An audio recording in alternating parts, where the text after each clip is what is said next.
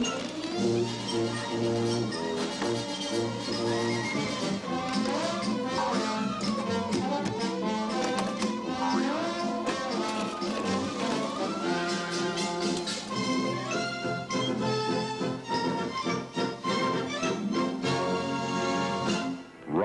if you must. Hello, operator? Hide if you can. Scream if you are able, but above all, if you are alone. Don't answer the phone. I killed them all. Don't answer the phone. Rated R. TV commercials like that one exploiting the plight of women in danger, those ads have been saturating television for the past 2 years. And the summer and fall of 1980 are the worst yet. They signify a disturbing new trend at the movie box office, one we'll be discussing on this special edition of Sneak Previews. Across the aisle from me is Gene Siskel, film critic of the Chicago Tribune. And this is Roger Ebert, film critic of the Chicago Sun-Times. Now, normally on Sneak Previews, Roger and I review new movies. This week, however, we're going to be looking at a group of recent films that have some very ugly things in common. All of these films are thrillers featuring extreme violence directed at young women. To put it bluntly, what you see in most of these films is a lot of teenage girls being raped or stabbed to death, usually both. This is a depressing development in American movies, and on this show we'll examine the nature of this trend and then speculate on why we're getting so many of these films and getting them now. A lot of moviegoers, adults and teenagers, both go to see these R-rated films and they assume, well, they're just going to see a bunch of routine, scary pictures. But oftentimes they're really shocked how awful these films are. As we explore this trend, we will not be showing you extreme violence in these movies. We've picked scenes that only suggest the violence. We want to inform you, not offend you. It's just as well we're not showing some of those scenes. I think people would turn their sets off. Yes. To begin with, one of the things these so-called women in danger films all have in common is that they portray women as helpless victims. And after you've sat through a dozen or so of these films, as Gene and I have unfortunately had to, they all fall into the same pattern. A woman or a young girl is shown alone, isolated, and defenseless, and then come suspense-building scenes where the girl thinks she's about to be attacked, but she isn't. And then, just when you think everything's going to be okay and nothing's going to happen, a crazy killer springs out of the shadows and attacks her, and frequently the killer sadistically threatens the victim before he strikes. That's what's happening in this scene from last year's sleazy movie, When a Stranger Calls, which has now been re-released because of the recent upsurge of the popularity of these films about attacks on women. In this scene, that woman's been told to keep the caller on the line who's been threatening her until the police can trace the call. Hello? It's me. I know. Who are you?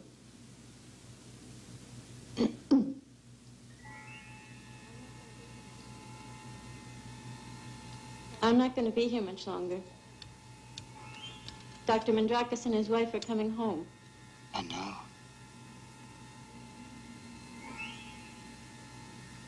Can you see me? Yes. You don't know who I am or where I live.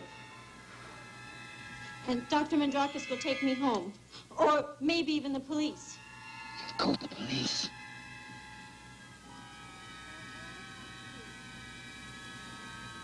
I want to talk to you.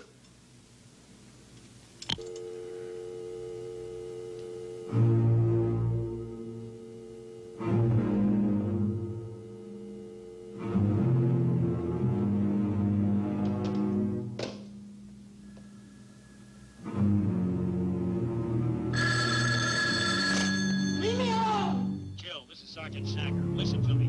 We've traced the call. It's coming from inside the house. Got a squad car on the way over there right now. Just get out of that house.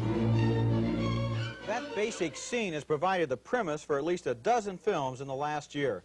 It's always the same. The girl is at home alone, the menacing attacker, the ringing telephone, the wide, frightened eyes. I think there's something terribly wrong when an image like that becomes the building block of an entire movie genre. You know, a lot of people think that the battle has been won in Hollywood on films about women. They think that now women have parity with men, that there's strong women images in the films. Jill Clayburgh and an unmarried woman, Jane Fonda, in every picture she makes.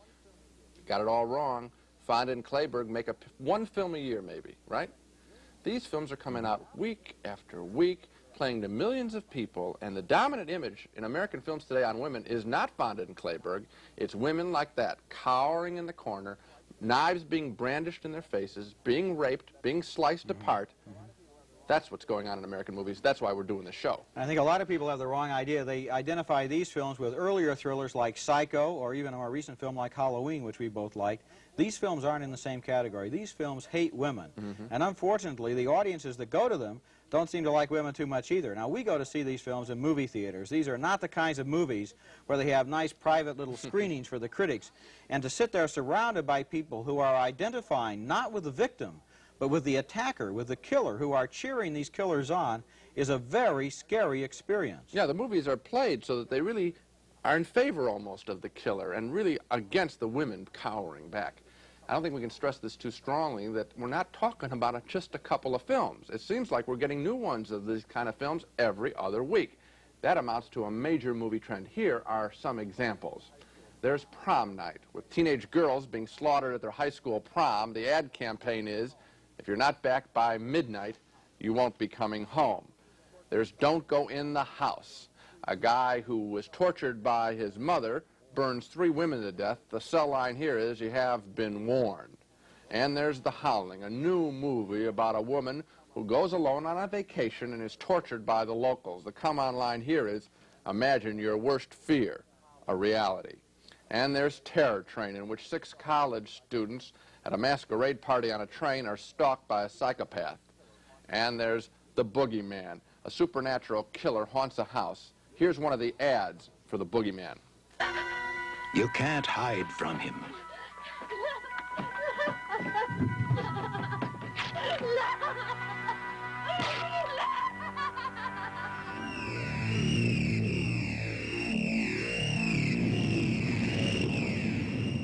By the time they believe in him, it'll be too late.